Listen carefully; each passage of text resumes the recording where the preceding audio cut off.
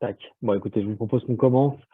Alors oui, donc oui, il est l'heure, on a déjà quelques participants qui sont là, donc je vous propose qu'on démarre sans plus tarder. Donc effectivement, bonjour à tous déjà, je suis donc Antoine Turgot, donc en charge des activités industrie et croissance pour le pôle ID for Mobility. Et donc je suis ravi de vous retrouver aujourd'hui pour ce Meetup industrie dédié donc à l'ergonomie. Donc, pour ceux qui découvrent le format Meetup, l'idée ici, c'est vraiment de vous informer sur un thème précis en vous donnant des exemples de réalisation et des méthodes de résolution de problèmes pour vous guider en fait dans votre avancement sur ces sujets. Donc aujourd'hui, on est là pour parler ergonomie et des solutions éventuellement à mettre en œuvre de votre côté. Bon, vous le savez, je pense, l'industrie automobile, ça fait malheureusement partie, au même titre d'ailleurs que l'industrie agroalimentaire ou le BTP, des filières qui sont les plus impactées aujourd'hui par les PMS. Et ces maladies professionnelles, je dirais, font aujourd'hui quand même l'objet de nombreuses études et d'innovations directement sur le terrain. Et donc, si on met ça, je dirais aujourd'hui en perspective avec les difficultés de recrutement auxquelles vous pouvez faire face, on peut, en abordant bien le sujet, faire finalement de cette contrainte un avantage concurrentiel.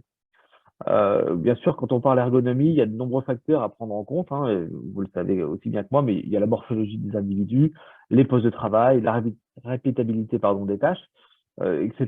Et on voudrait évidemment qu'on ait une solution unique pour résoudre tous nos problèmes, ce qui en pratique est loin d'être évident.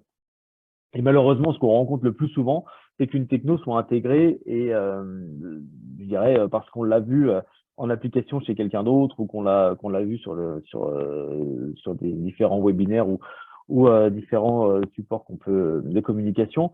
Et en fait, rapidement, on va se rendre compte qu'elle répond pas aux besoins de l'opérateur et que finalement, elle va être délaissée. Et donc, je dirais, c'est un peu dommage de faire face à ce constat d'échec, mais je voulais simplement vous rappeler à travers les interventions pratico-pratiques que vous allez avoir ce matin, des éléments de méthode. Et donc, pour vous rassurer et vous guider dans vos démarches, on a ce matin donc deux intervenants. Un premier qui va être donc Kevin Manac, qui va être donc ergonome au sein de la société Cumin Filtration en Bretagne et qui va lui nous présenter ces éléments de méthodologie d'intégration et d'analyse de poste, d'intégration de techno, pardon, et d'analyse de poste. Et ensuite, dans un deuxième temps, je pense que vous connaissez tous cet acteur-là qui est un acteur ligérien. On aura donc l'intervention de Benoît Sago Duvorou, qui est responsable d'activité chez Gobio, qui développe en fait des solutions d'ergonomie, des solutions orientées exosquelette, ergosquelette. Et donc, l'idée, c'est qu'il nous présente des cas d'usage et ses éléments de méthode à lui pour réussir l'intégration de cette typologie de techno qui fait partie, je dirais, des technologies un petit peu phares hein, quand on parle d'ergonomie. Avant de commencer, je vous rappelle quand même à tous aussi que le chat est à votre disposition. Donc, l'idée, c'est que vous puissiez poser vos questions directement à nos intervenants directement par là. Nous, on sera là pour relayer vos questions, évidemment. Et je vous rappelle aussi que vous pouvez retrouver tous nos événements qui se passent en webinaire directement en replay sur notre chaîne YouTube. Donc, la chaîne YouTube d'ID for Mobility directement. Donc, sur ce, je vais passer directement la main à Kevin, normalement, qui va pouvoir nous partager son support. Alors, ouais, on est bon. On te voit. Merci. Euh, ouais, on doit être pas mal. Ça commence à partager. Écoute, on est Vous bon. voyez mon écran? Oh ouais, nickel. C'est parfait. Ok. C'est parfait, c'est parfait. Bonjour à toutes et à tous. Donc, je vais me présenter. Je suis Kevin Manac, donc ergonome chez Cummins Filtration depuis bientôt 3 ans. Moi, je vais vous présenter la démarche qu'on a mis en place au sein de Cummins Filtration avec l'intégration d'un nouvel outil d'évaluation des risques et comment on travaille avec et toute l'articulation qu'on peut avoir autour de cet outil. Donc, Cummins Filtration, juste pour présenter qui on est. Donc, Cummins Filtration, c'est le leader technologique dans les produits de la filtration pour les moteurs diesel lourds. Donc, on est présent sur les 6 continents. Donc, on a 2 sites aux États-Unis, au Mexique, au Brésil, en Afrique du Sud, en Corée, en Chine et en Australie. Donc, ça représente plus de 4000 employés dans le monde. le site français est donc situé à Quimper, en Bretagne. Donc, nous avons une production en 3/8 avec potentiellement des équipes week-end qui peuvent être mises en place suivant la demande client. On produit plus de 9 millions d'unités tous les ans. Nous sommes 416 employés sur le site et donc on a diverses activités. Donc on a la partie production, on a un magasin, donc la partie distribution, on a aussi un laboratoire, bureau d'études et donc toutes les fonctions support.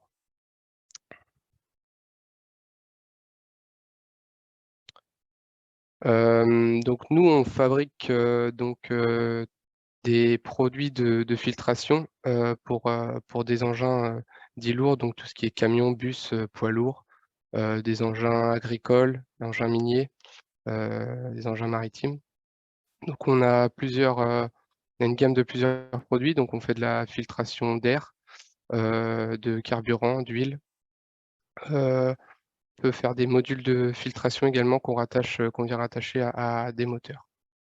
Donc, on a une gamme variée avec des produits qui peuvent être plus ou moins encombrants et plus ou moins lourds. Donc, ce qui va impacter aussi l'activité de production. Donc, notre politique, comme beaucoup, donc c'est 0 accident et maladie professionnelle sur le site. Donc, c'est notre politique sécurité, qualité, environnement.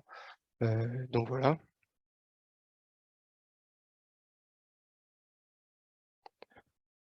Juste pour redéfinir un petit peu l'ergonomie, donc l'objectif de l'ergonomie, c'est donc d'adapter le travail à l'homme et non l'inverse. Donc avec 3 objectifs. Donc dans un premier temps, on a un objectif santé qui va être de préserver tout collaborateur. Un objectif sécurité pour réduire le risque de blessure. Et un dernier objectif qui est souvent oublié, un objectif de performance qui va être augmenter l'efficacité ou plus l'efficience, d'avoir un même niveau de performance avec le moins d'efforts nécessaires.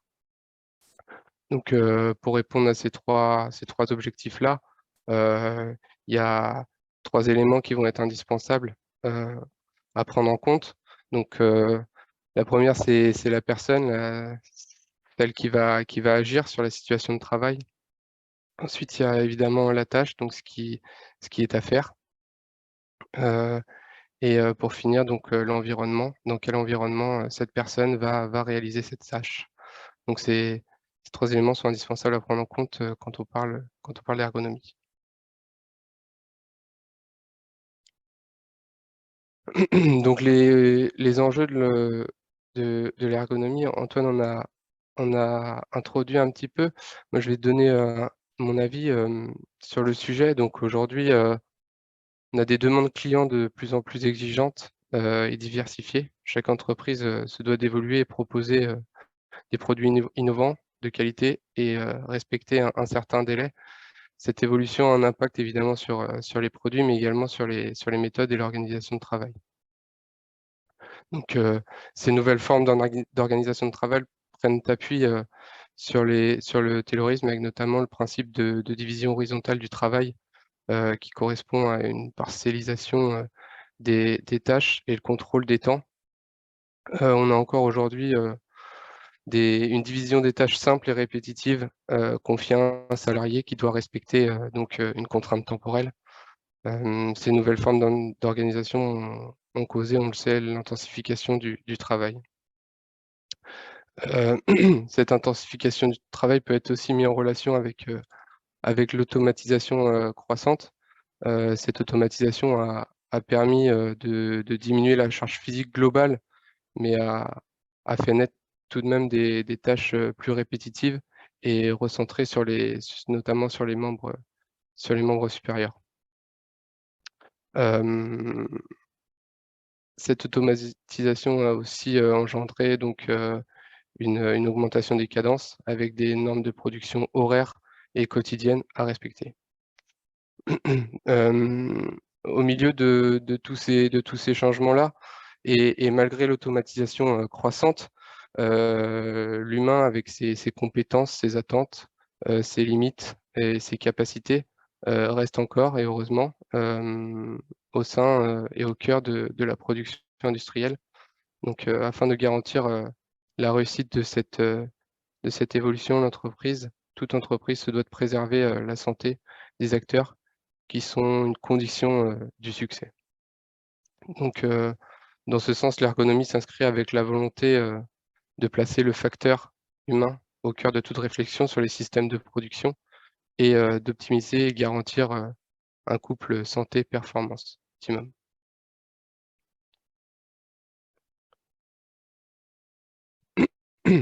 Donc, Cummins Filtration Quimper, donc on a ici la représentation la répartition des incidents, accidents reportés par type de danger sur l'année passée, l'année 2022. Donc on peut voir que l'ergonomie ressort en deuxième position avec 16% des incidents et accidents liés à l'ergonomie. Donc c'est un risque majeur sur notre site.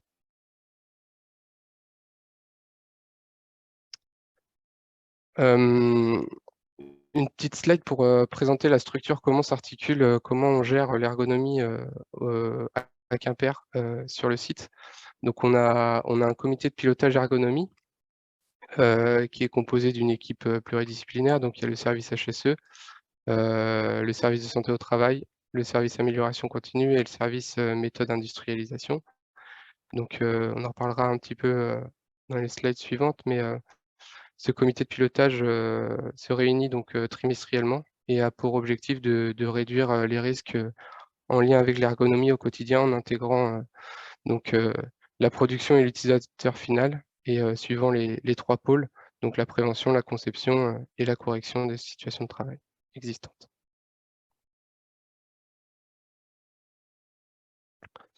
Donc à Quimper, on a depuis 2015 un outil d'évaluation des risques ergo, donc qui a pour but final de diminuer le risque de troubles musculo-squelettiques. J'ai fait un petit schéma pour représenter les différents facteurs de risque. On sait tous que les TMS, ce sont des pathologies multifactorielles.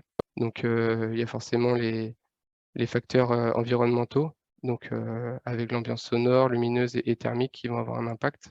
Les facteurs intrinsèques sur lesquels on n'a pas trop de poids, et les facteurs psychosociaux et organisationnels. Nous, dans cette présentation-là, on va plus se focaliser sur les facteurs biomécaniques qui sont liés à la répétitivité, l'effort et la posture. Donc, pour évaluer ces facteurs-là, depuis 2015, donc, Cummins Filtration a mis en place un outil qui s'appelle HumanTech.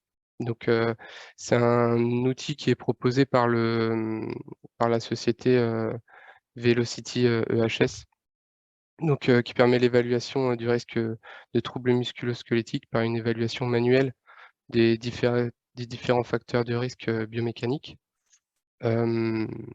Depuis l'année dernière, donc nous sommes pilotes pour Cummins Filtration. On teste un nouvel outil qui s'appelle Kimea, proposé par la société Mouvancy, basée à Rennes, en Bretagne également. Donc, qui permet une évaluation des risques de TMS par le biais d'une évaluation automatique par capture du mouvement.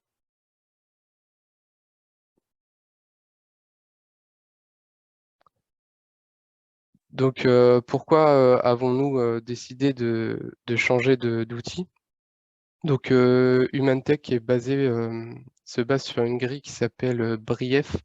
Donc, c'est une grille qui est développée par la société. Donc, il n'y a aucune étude scientifique qui démontre le lien entre le score et le risque de développer une pathologie. Donc, c'est basé également, c'est une évaluation manuelle, c'est-à-dire qu'on a une grille d'évaluation pour coter le risque de TMS. Donc, c'est basé sur une évaluation à un instant T. Donc, soit on choisit la posture la plus contraignante du cycle de travail, ou soit la posture ou la tâche la plus représentative du cycle de travail. Donc dans ce sens, déjà, quand on doit faire ce choix-là, ça ne peut pas représenter le travail réel. Euh, Également, le fait que nous devons évaluer manuellement le risque de TMS, c'est biaisé par par les compétences et l'expérience de l'évaluateur. Et, euh, et donc, on peut avoir des scores de risque différents sur une même situation de travail si l'évaluateur est différent. Donc, l'avantage qu'on voyait à utiliser l'outil Kimea, c'est que déjà la grille utilisée pour évaluer le risque est la grille Roula, qui est bien connue dans le milieu de l'ergonomie et qui est reconnue scientifiquement et qui est conforme à la directive européenne. Donc cet outil donc, se base sur la grille Roula. Donc on a une capture du mouvement de l'activité réelle de travail et qui permet une évaluation du risque en fonction du temps. Donc cette continuité dans l'analyse permet d'éviter la subjectivité du choix des postures et, n'est plus conditionnée par l'expérience de l'observateur.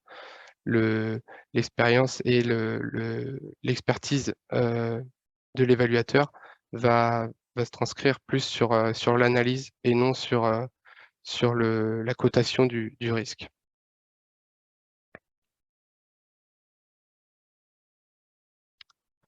Donc, comment fonctionne l'outil Kimea? Donc, l'outil Kimea est basé sur sur une capture de mouvement, comme je le disais tout à l'heure. Donc, on a deux outils. On a soit l'application, où on vient avec un smartphone ou une tablette filmer l'activité de travail, ou soit via une caméra de profondeur, qui s'appelle Kimea Light, où on vient également filmer l'activité de travail. Donc, ensuite, on a donc l'activité est capturée. On a une digitalisation via un jumeau numérique, comme on peut voir sur la partie analyse. On va avoir en même temps une évaluation du risque en fonction du temps. Suite à donc à partir de ça, on peut analyser les différentes contraintes auxquelles est exposé le collaborateur sur sa situation de travail.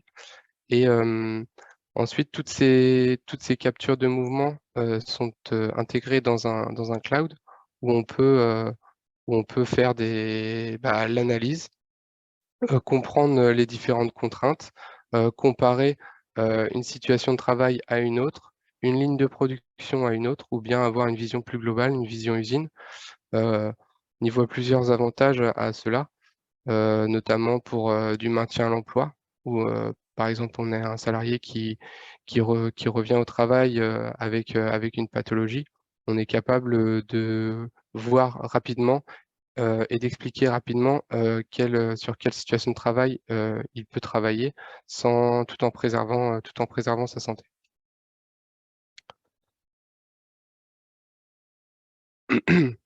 Donc, comment on a déployé l'outil à Quimper? On a commencé le projet en début 2022.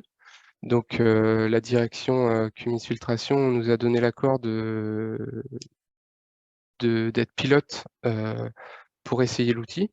Donc, on avait un objectif de cartographier l'ensemble de nos situations de travail routinières avant la fin de l'année 2022. Donc, pour cela, il y a eu plusieurs étapes et une certaine organisation qu'on a mis en place pour répondre à cet objectif. Donc, tout d'abord, on a dû présenter le projet à la direction aux États-Unis. Ensuite, on a donc fait tout le nécessaire pour avoir le matériel et le conformer à nos directives informatiques, l'installation et la configuration de l'outil. Et ensuite, on a défini une organisation pour déployer l'outil. Donc, le projet, il est mené par le service HSE en collaboration avec les services amélioration continue. Donc, on a fait le choix de plus ou moins recruter donc des gens de la production qui sont définis comme référents Kiméa, qui ont été formés à l'outil pour que chaque personne, donc c'est des opérateurs de production qui sont référents Kiméa, qui peuvent aller réaliser les analyses des différentes situations de travail. Donc ça permet aussi vu que c'est eux l'utilisateur final et eux qui produisent, ils sont au fait de leurs risques. Et donc ça nous semblait important aussi de les intégrer à l'évaluation de leurs risques. Donc on a découpé l'usine en 4, suivant les 4 référents Kiméa mis en place. Donc suite à ça, on a réalisé une cartographie des risques ergonomiques avant la fin de l'année 2022. Et ces résultats ont été présentés au comité de pilotage afin de prioriser des projets d'amélioration.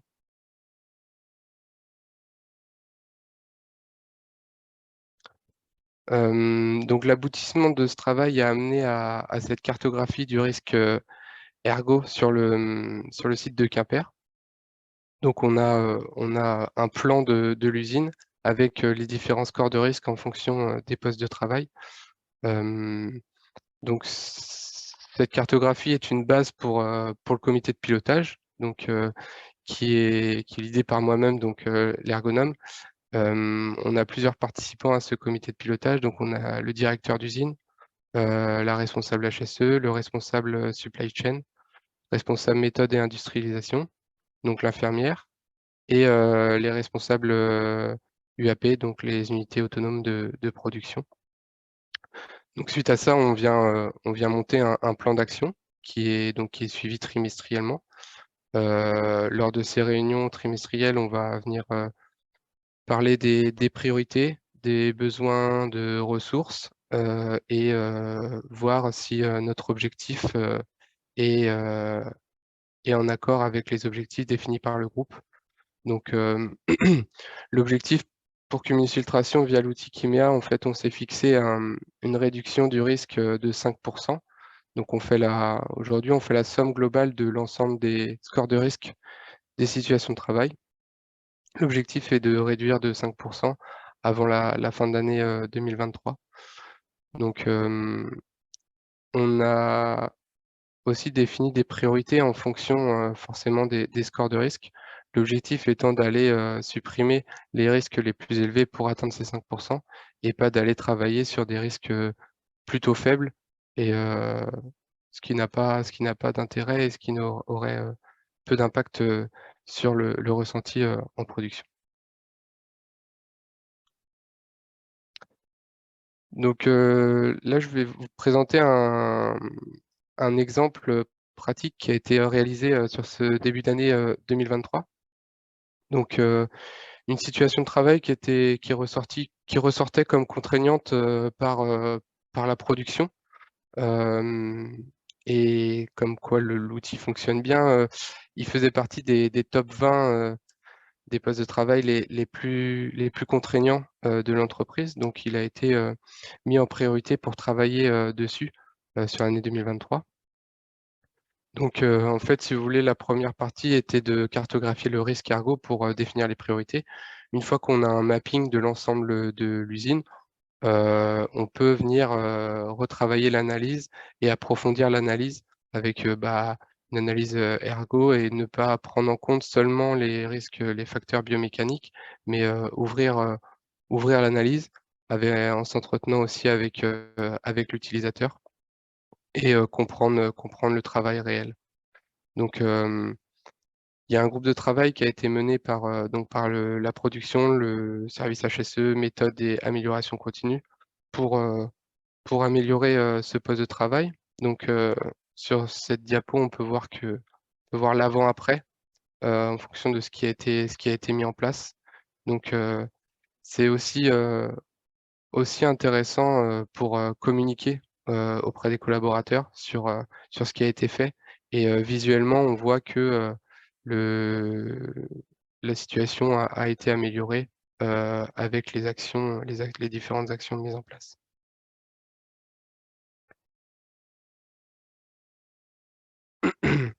Donc nos objectifs à moyen, long terme avec cet outil. Donc, c'est de continuer à améliorer nos situations de travail et de réduire nos risques sur le site en atteignant notre objectif, pourquoi pas le dépasser, mais des 5%. Et donc, sur le moyen long terme, on aimerait aussi utiliser cet outil pour de la formation, plus de la sensibilisation aux bonnes pratiques. L'objectif, c'est que l'utilisateur, donc la production, l'expert d'un poste de travail puisse sensibiliser, former les nouveaux arrivants aux différentes situations via l'outil, en montrant que en agissant de telle ou telle sorte, il peut préserver sa santé. Et c'est aussi un outil qui permet de rendre visuel les risques encourus par les personnes qui ne veulent pas utiliser les outils d'aide à la manipulation, par exemple. Donc, c'est leur montrer visuellement quels risques ils encourent en passant outre les moyens mis à leur disposition. Et le second projet, donc, qui est de la conception par réalité virtuelle. Donc, en fait, l'objectif, c'est d'immerger donc virtuellement le futur utilisateur dans un monde virtuel avec les plans que peut nous donner les méthodes. Aujourd'hui, on valide un projet sur un bout de papier, sur un plan 2D ou un plan 3D sur ordinateur, mais on ne rattache pas encore l'activité humaine à une machine ou à un outil. Donc l'objectif, ce serait d'immerger l'utilisateur final dans sa future situation de travail, qui puisse interagir et qui puisse modifier les choses afin de maximiser l'efficacité de la solution et l'acceptabilité du système par l'utilisateur. Donc, dans un second temps, on aimerait bien mettre ça en place pour travailler en avance de phase. Donc voilà. Si vous avez des questions, n'hésitez pas.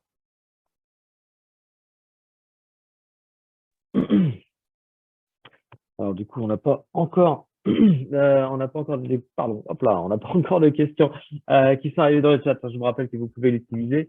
Moi, j'en ai quand même une, Kevin. Du coup, est-ce que tu aurais, enfin, si toi, tu avais à ton niveau des conseils à donner aux gens qui nous écoutent aujourd'hui, en fait, d'un point de vue amorce de cette typologie de projet, est-ce que tu partirais finalement, est-ce que tu referais le même schéma ou est-ce que tu partirais d'une techno existante que vous testeriez en atelier pour ensuite éventuellement voir les avantages inconvénients pour ensuite revenir en arrière?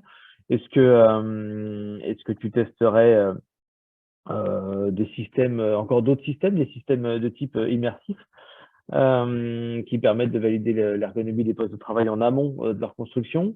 Est-ce que voilà, parce que là on est dans une ergonomie de correction, je dirais. Mmh. Est-ce que du coup vous avez des projets d'ergonomie de conception ou d'anticipation?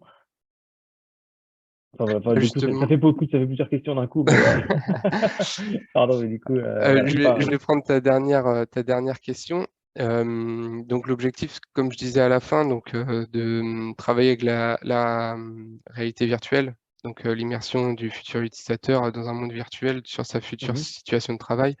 Donc via l'outil Kimea, on peut donc filmer donc l'activité réelle de la personne qui, elle, agit dans un monde virtuel et donc évaluer le risque via cette activité-là. mhm, Donc ça, c'est un projet futur. Et sur le choix de l'outil, de, enfin, de par ma petite expérience, j'ai travaillé pour Airbus avant d'arriver chez Cummins Filtration. Donc j'avais déjà vu pas mal d'outils d'évaluation des risques. Il existe mhm, plein de choses. Il y a des choses un peu plus invasives avec des capteurs qu'on doit venir placer sur, euh, sur l'utilisateur. mhm. Donc c'est un peu plus invasif. Donc nous, on a fait ce choix euh, après avoir pesé les pour et les contre, quoi. Mm. Ok. Et l'outil là que vous exploitez, est-ce qu'il est finalement suffisamment intuitif ou pour que vous puissiez vous superviser à votre niveau ergonome les résultats plus exactement et laisser, je dirais, les responsables d'unité ou les responsables de secteur manipuler l'équipement pour qu'ensuite vous n'ayez plus qu'à compiler les résultats et puis mettre les solutions en place. Ouais, bah, on a formé, comme je disais, 4 référents qui ont eu 2 Mhm. jours de formation. Oui, donc ça, Donc on c'est s'est rapide. réunis en fin de projet. Ça a été, Mhm. ils ont été très contents de leur mission et ils ont pris l'outil très facilement en main.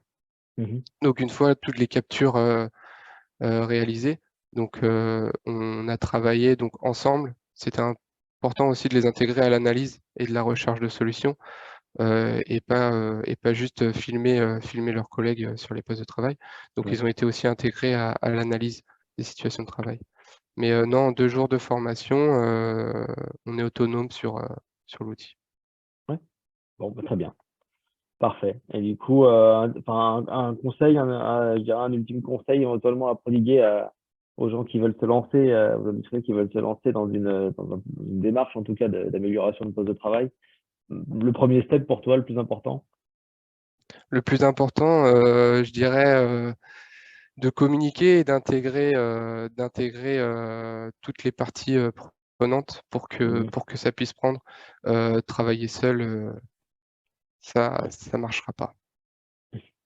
Ok, très bien. Eh bien, écoute, merci beaucoup, Kevin. De rien. Merci pour ton intervention.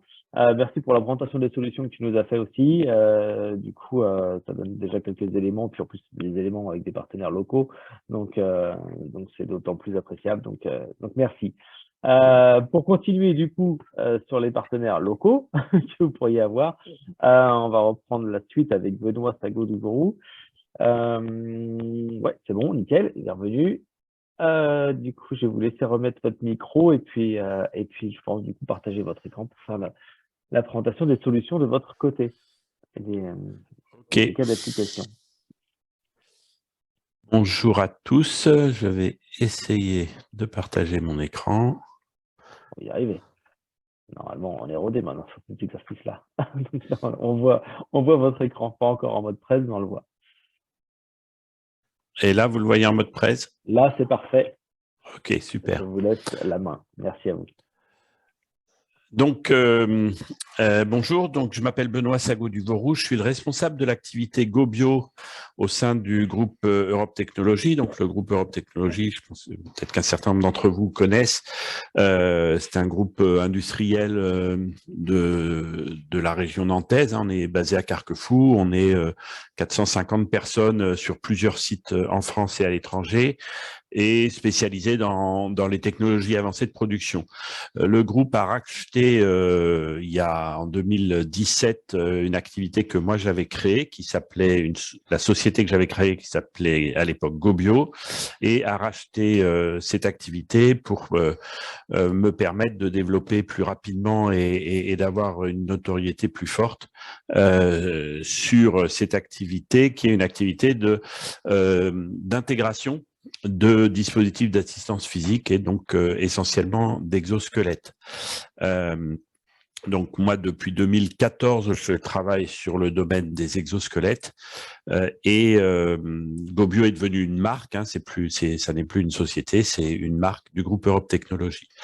Donc aujourd'hui, je vais vous présenter rapidement et puis essayer de répondre aux questions que vous pourriez avoir sur l'aspect de l'intégration d'exosquelettes dans la recherche de réduction des troubles musculo-squelettiques. Je vais quand même juste revenir très rapidement par rapport à ce que Kevin a dit et que je confirme très fort. La première chose à faire, c'est d'essayer d'adapter le poste de travail ou la situation de travail à l'opérateur et non pas d'adapter l'opérateur à son poste de travail. Il n'en reste pas moins que dans un certain nombre de cas, c'est un petit peu difficile pour des raisons financières, pour des raisons physiques du poste de travail, pour des raisons d'environnement de travail. Et donc, nous, on propose des solutions pour soulager les opérateurs dans le cadre de ces types de postes de travail. Alors, de la même façon que ce que Kevin a présenté, nous, on travaille sur l'intégration en 4 phases. Une première phase qui est une phase de compréhension de la problématique, une phase de sélection de solutions, une phase d'évaluation de ces solutions et une phase d'appropriation de ces solutions. Alors, la phase de compréhension, elle est très similaire à la première phase qu'a exprimé Kevin, et notamment, on travaille d'ailleurs aussi, nous, avec la société Movancy, avec le logiciel Kimea. Alors, pas uniquement avec eux. Kevin parlait tout à l'heure d'autres solutions qui permettent de compléter cette évaluation objective par une évaluation objective des efforts en eux-mêmes, c'est-à-dire effectivement de venir équiper les opérateurs avec des capteurs. Alors, il y a différents types de capteurs. Pour les efforts, on a les capteurs EMG, donc qui mesurent l'activité électrique des muscles, qui sont un peu difficiles à gérer parce qu'il faut les mettre à même la peau de la personne. Et puis les capteurs MMG, on travaille avec une société qui est d'ailleurs implanté également en Bretagne, s'appelle Moten, et qui a développé ces capteurs qui, eux, vont détecter les vibrations que font les muscles et qui sont un peu moins sensibles à l'environnement, d'un chariot élévateur qui passe à côté, d'un certain nombre de paramètres qui peuvent perturber le signal électrique d'un EMG. Et puis avec d'autres sociétés et avec des ergonomes, puisque nous n'avons pas de compétences. On a des connaissances en ergonomie, mais pas de compétences académiques en ergonomie en interne. Donc, on travaille soit avec les ergonomes du site, soit avec des ergonomes de sociétés indépendantes. Donc, cette deuxième phase, cette première phase qui permet de comprendre la situation, elle passe par des entretiens, elle passe par des essais, des présentations de matériel. La deuxième phase, c'est la sélection de la solution. Alors, cette sélection, elle peut être simplement de dire, attendez, on va pas mettre un exosquelette, vous allez aménager votre poste de travail, on va vous proposer de faire des modifications de mise à hauteur automatique ou d'un certain nombre de solutions comme Kevin a pu en exprimer dans son exemple. Mais ça peut amener à aller vers une sélection d'un exosquelette. Je vous montrerai après ça un petit peu les champs d'action que l'on peut avoir. Et puis après ça, il y a l'évaluation. Donc, comment je l'essaye, comment je forme le personnel à une utilisation optimale de l'exosquelette dans son contexte de travail. Et puis, la dernière phase, qui est probablement une des plus importantes, qui est l'accompagnement à l'appropriation du matériel, parce que il y a souvent dans les exosquelettes un effet waouh au moment où on l'essaye, et il ne faut pas que cet effet retombe derrière et que la personne arrive bien à s'approprier, à régler le produit, à monter en temps d'utilisation au fur et à mesure de son besoin. Voilà. Pour rentrer un petit peu plus dans le détail des possibilités, des produits que nous pouvons intégrer, on a une gamme de 2 typologies d'exosquelettes, des exosquelettes passifs. Alors, vous entendez de temps en temps le terme ergosquelette et dans d'autres cas, le terme exosquelette. Les ergosquelettes, c'est un mot que j'ai créé, moi, en 2014, quand j'ai commencé, pour différencier les produits qui vont soulager des postures difficiles par rapport à des produits qui vont apporter de l'énergie ou renforcer, voire augmenter la puissance de la personne. Donc, nous avons les 2 types. Et puis après ça, il y a l'autre différence, c'est les exosquelettes passifs et les exosquelettes actifs. Donc, les exosquelettes passifs ont leur énergie en propre dans la conception du matériel. C'est donc des ressorts, des vérins à gaz, des élastiques ou simplement la souplesse du produit. et puis les exosquelettes actifs qui, eux, vont demander un apport d'énergie externe, donc généralement des moteurs et généralement alimentés par des batteries. Là, vous avez une gamme, je vais les présenter un peu plus en détail derrière, mais enfin les principaux, une gamme d'exosquelettes pour soulager, pour le premier, les postures debout, simplement pour maintenir les personnes en posture debout, l'IP01.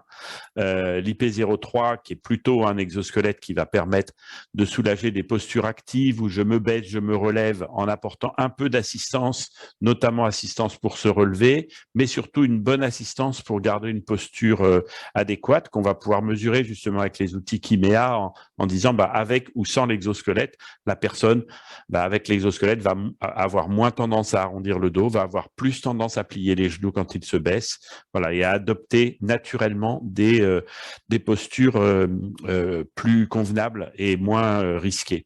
Le troisième, c'est un support de cou pour les personnes qui travaillent avec la tête légèrement ou très penchée en arrière. Le quatrième qu'on détaillera un peu plus, c'est un exosquelette qui permet de travailler, donc l'IP12 ici, bras tendus ou bras levés. L'IP14, alors l'IP12 lui apporte une assistance jusqu'à 8 kg. Hein, donc, ce n'est pas simplement la posture bras tendus ou bras levés, c'est aussi un renforcement, donc une diminution des efforts faits par les épaules. L'IP14, c'est une chaise assise debout portative qui permet, vous le verrez aussi d'ailleurs dans les domaines de l'automobile, de réaliser un certain nombre de tâches en alternant les positions assises et les positions debout. On verra les exosquelettes actifs par la suite. Donc, si on regarde notamment l'IP12, travail bras en hauteur ou bras tendus, voilà, pour tout un tas d'opérations où vous allez avoir à travailler en levant les bras, c'est des postures qui sont extrêmement pénalisantes. On tient quelques minutes, 2 à 3 minutes, les bras levés avant de rebaisser les bras, parce que l'activité est fatigante ou douloureuse. Là, dans les applications qu'on a là, on a notamment des personnes qui sont capables de travailler bras levés pendant un quart d'heure, 20 minutes, au lieu de rebaisser les bras quelques secondes toutes les 2-3 minutes. Alors, ça peut présenter des intérêts évidemment qui sont les premiers de diminution de la douleur ou de la pénibilité. Ça présente aussi, vous voyez l'exemple de la soudure là sur des coques de bateau, ça présente un avantage, c'est qu'on va faire un cordon de soudure plus long en une seule passe et donc gagner du temps, de la productivité et en plus gagner de la qualité puisque on va pas interrompre le cordon de soudure au milieu où on va moins l'interrompre quand on le fait, donc moins risqué de faire un défaut au niveau du raccord de soudure. Donc, on a un certain nombre d'activités comme ça où ce travail, on imagine bien du travail sous caisse aussi dans l'automobile ou de l'accrochage en peinture qui sollicite régulièrement ce type de posture. Ensuite, le produit IP14, donc là, c'est une chaise assise debout qui va permettre à la personne de travailler tantôt assise, tantôt debout, en réglant la hauteur d'assise comme il le souhaite, un peu comme on va le faire sur sa chaise de bureau, et donc, mais en pouvant se déplacer. Alors évidemment, c'est pas très adapté à des situations où je vais me déplacer sur des longues distances très régulièrement, mais pour me déplacer dans l'environnement de mon poste de travail sur peut-être 100 mètres carrés, ça va pas poser de problème. Un dispositif assez simple à utiliser. Alors, ce qui est très important dans les exosquelettes, c'est aussi l'adaptabilité. Beaucoup d'entre vous travaillent, j'imagine, en plusieurs équipes. L'adaptabilité pour pouvoir passer le produit d'une personne à une autre. On essaye d'avoir des produits qui ont des réglages faciles à faire et rapides. En moins d'une minute, on peut régler un produit pour passer d'une morphologie à une autre. avec des limites, bien sûr, hein, sur le produit précédent. La limite, c'est la taille de la personne. Donc, il y a deux modèles, un modèle 1m45 à 1m70 et un modèle 1m65 à 2 mètres. Mais pour le reste, tant qu'on est dans ces modèles-là, c'est moins d'1 minute pour passer le produit d'une personne à l'autre. Des applications sur ce produit-là.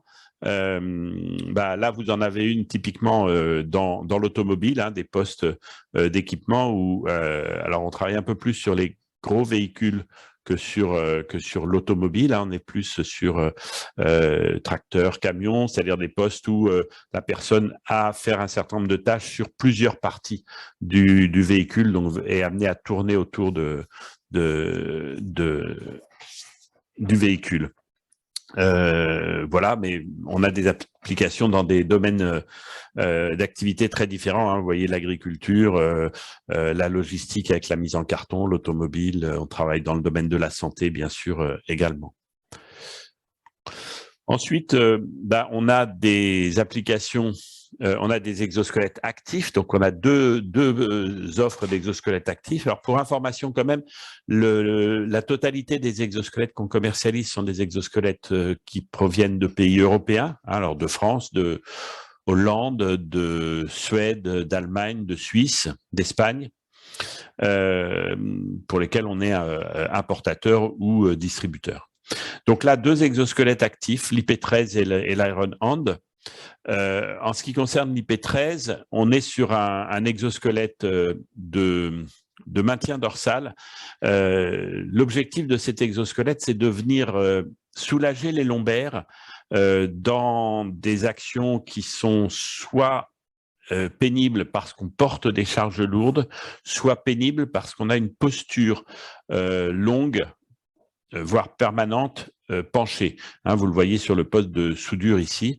C'est un exosquelette qui est extrêmement efficace pour les cas d'usage où les personnes ont des douleurs récurrentes, voire des pathologies lombaires.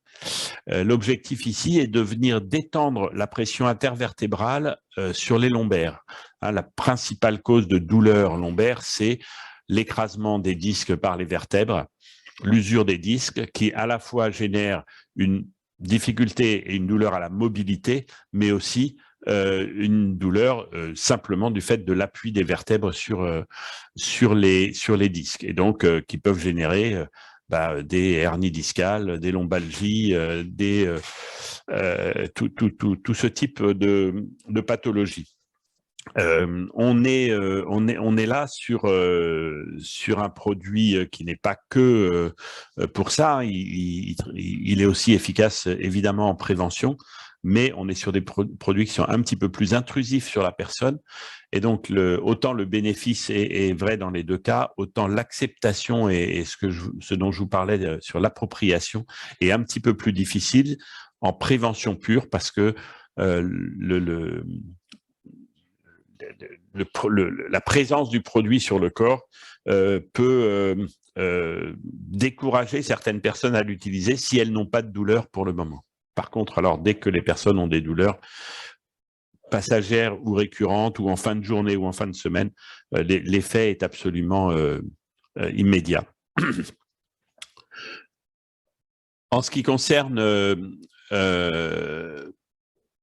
alors, je vois une question qui apparaît. La réponse est oui, il peut être porté sur une journée entière de travail, et notamment c'est le cas quand on a des personnes qui ont des pathologies. Contrairement à une ceinture lombaire médicale, ce produit-là ne diminue pas l'activité musculaire du dos. On conseille de l'utiliser à bon escient, c'est-à-dire c'est un produit qui se met vraiment entre 20 et 30 secondes. Donc, on conseille aux personnes de l'utiliser vraiment sur les temps de travail où ils en ont besoin, donc qui peuvent être le début de la matinée pour se chauffer aussi, pour diminuer les efforts et ne pas risquer le lumbago en début de journée, en fin de journée avec la fatigue ou en fin de semaine, mais on a la personne que vous voyez là en soudure, une personne qui a une pathologie, il l'utilise à chaque fois qu'il est amené à souder. Évidemment, il ne va pas le porter toute la journée, hein, ça n'a aucun intérêt, mais il va l'utiliser à chaque fois qu'il est dans des cas d'usage de ce type-là. C'est pour ça que c'est très important que les produits soient faciles à mettre, faciles à retirer, pour ne pas se poser la question de dire là, il me servira à rien, voire là, il me gênera. Et donc, je veux plus le mettre du tout parce que c'est trop long de le mettre et de le retirer. Donc, si je continue dans les exosquelettes actifs, nous avons également ce produit qui est un gant bionique. Hein. Là, c'est assez simple. L'idée, c'est la main fait le mouvement, le gant fait le serrage. Voilà. Hein, donc, toutes les personnes qui sont amenées à utiliser des outils dans la durée, donc à avoir une pression sur un outil sur un temps long dans la journée, ou des tâches très répétitives de manipulation, prise et pose de pièces très fréquentes. Là, on va avoir un apport vraiment très important. Là, on peut renforcer la puissance de la main de la personne, donc en allant jusqu'à des pathologies justement de personnes qui, suite à des opérations du canal carpien ou suite à un prémisse de problème de canal carpien, ont plus de mal à serrer la main ou tendinique du pouce ou ont des douleurs quand ils le font. Là, véritablement, vous allez avoir une assistance très forte sur la main. Le concept est simple, hein, vous avez cinq capteurs à l'extrémité de chaque doigt, plus un capteur sur la paume de la main qui permet de détecter que vous saisissez quelque chose, hein, faut pas qu'on soit actif n'importe quand. Et puis, dans les coutures des gants, vous avez des tendons artificiels qui sont actionnés, tirés par 5 moteurs qui sont situés dans un sac à dos ou dans un sac ceinture sur la personne, et avec un certain nombre de réglages. Ce qui est très intéressant, c'est que ce système a été développé avec une intelligence artificielle intégrée qui lui permet d'apprendre la gestuelle et les efforts fournis par la personne, et donc d'adapter son assistance par rapport à la réalité de l'effort que fait la personne. On peut toujours faire un paramétrage manuel dans certains cas de figure, mais la plupart du temps, on peut travailler sur un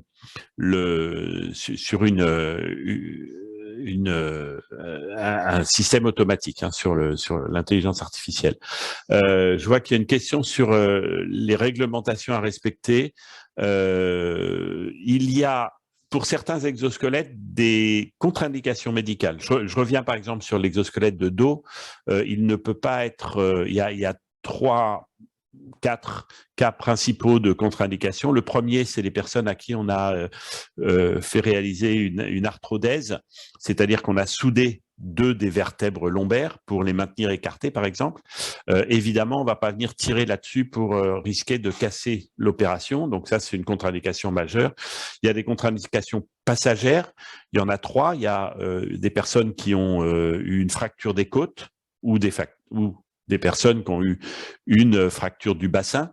Donc, il faut attendre la réparation, hein, la consolidation des os. Donc, c'est à peu près 3 mois. On ne peut pas utiliser l'exosquelette dans les 3 mois qui suivent cette fracture. Les personnes à qui on a fait une opération d'une hernie discale, c'est pareil, il faut attendre une cicatrisation, donc c'est 3 mois. Et puis les femmes enceintes de plus de 4 mois, bon là pour des questions évidentes, hein, de confort, mais là aussi c'est passager. Voilà, hein, donc pour certains exosquelettes, il y a des contre-indications. Il y a une norme qui est en train de se mettre en place, hein, une norme nationale et une norme européenne, et en parallèle, il y a une norme américaine. On participe à un groupe de travail qui élabore ça. Et dans certains cas, quand les personnes ont une pathologie, on peut effectivement, comme mentionné dans la question, demander un avis du médecin du travail ou d'un médecin ou du médecin traitant de la personne. Si on a eu quelques cas de personnes qui avaient des pathologies un peu particulières sur le dos ou sur la main et à qui on a demandé un conseil ou un avis médical. Alors nous, on a des médecins qui connaissent l'IP13 a été développé avec un spécialiste du rachis que l'on peut interroger, nous, quand on nous signale, enfin, ou que la personne peut interroger, parce que nous, on n'a pas à savoir quelle est la pathologie de la personne, s'il ne souhaite pas nous le dire, mais qui peut prendre conseil auprès de ce médecin pour savoir si le dispositif est adapté à sa pathologie. Voilà globalement pour la présentation que je voulais vous faire. Et si vous avez des questions complémentaires à celles qui ont pu apparaître pendant mon intervention, je suis à votre écoute, évidemment. J'en avais une du coup, Benoît, sur la partie Iron Hand.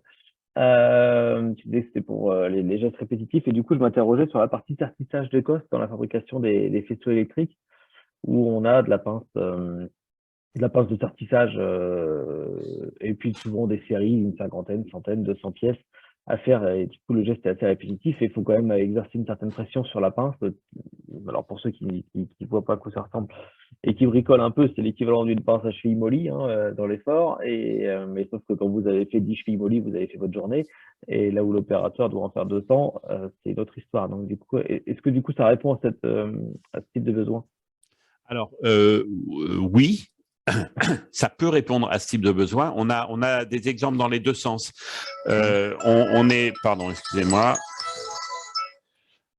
On a des exemples où ça a bien fonctionné, des exemples où c'est plus difficile. On a des tests en ce moment à la SNCF qui sont sur des cosses, sur des sertissages sur des grosses cosses. Et là, l'effort nécessaire, déjà, quand on voit les personnes le faire, c'est à peine s'ils se mettent pas assis sur la pince ou debout sur la table. Et là, le système n'apporte pas suffisamment d'assistance.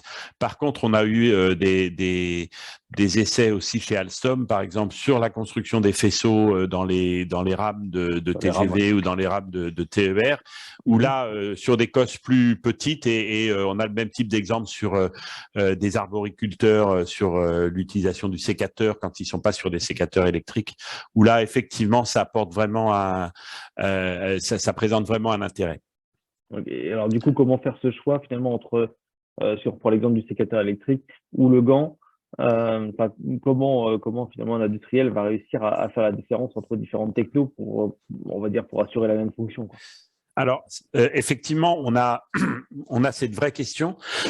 Aujourd'hui, si je prends l'exemple des sécateurs, parce que je n'ai pas vu de pince à sertir électrique jusqu'à aujourd'hui. J'ai vu des systèmes électriques de sertissage, de machines de sertissage, mais j'ai pas vu encore. Par contre, sur les sécateurs, c'est quelque chose qu'on voit très fréquemment. C'est plus pour des questions de qualité de la coupe.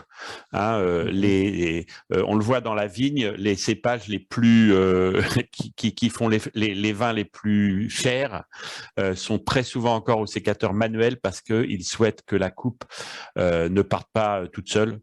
Alors, il y avait un problème dans le temps, mais qui a été résolu maintenant par les fabricants de sécateurs, qui était les risques de coupure de doigts parce que le sécateur partait trop vite. Mais là, c'est surtout un problème de qualité. Sur les arboriculteurs, c'est pareil. On a fait des essais sur des gens sur des arboriculteurs ou des pépiniéristes qui font la taille de leurs arbres, et la rapidité de cicatrisation de la coupe est très différente selon la façon que l'on a eu de couper, et donc selon la précision, et le sécateur électrique apporte une solution mais part trop vite, et là il reste sur le manuel, et là sur le manuel effectivement le gant apporte une assistance. Donc c'est jamais du tout ou rien. C'était bien ce qu'expliquait aussi Kevin tout à l'heure, c'est que il y a des cas de figure où adapter le poste de travail, donc ou l'outil de travail à la personne est totalement pertinent, et il y a des cas où ça l'est moins, ou alors c'est très difficile à faire.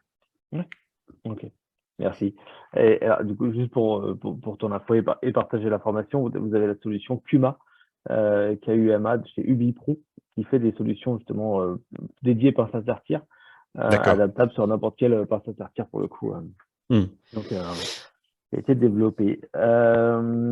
Et du coup, ma dernière question, ce serait, enfin, n'hésitez pas si vous avez dans le chat, parce que sinon on discute, nous, mais c'est finalement c'est quoi les étapes initiales avant de te lancer, parce que effectivement, les solutions exosquelettes, c'est souvent d'ailleurs celles par lesquelles les gens viennent d'ailleurs, même nous contacter en mode, bah voilà, on a vu cette solution-là, on voudrait commencer à travailler sur les sujets, mais voilà, c'est quoi les préconisations que tu pourrais faire sur voilà, comment réussir l'intégration de sa techno, c'est quoi le premier step, comme je posais la question tout à l'heure à Kevin, de ta fenêtre de constructeur, ou de développeur de solutions, avec tous les cas d'usage que vous avez pu traiter dans l'industrie, finalement, c'est quoi un projet réussi, c'est quoi les étapes clés, quoi?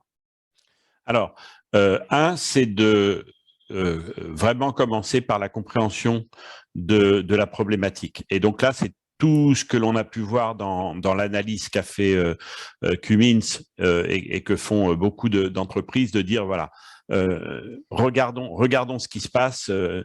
L'autre aspect très important qui a été aussi souligné tout à l'heure, c'est là, on va venir peut-être mettre un exosquelette sur la personne. Donc, c'est la concertation avec la personne, la discussion avec l'opérateur. C'est pas une décision de direction, quoi. C'est une décision collégiale qui va de la direction aux ergonomes, parfois aux médecins du travail ou aux infirmières du travail, jusqu'au chef d'équipe et jusqu'évidemment à l'opérateur.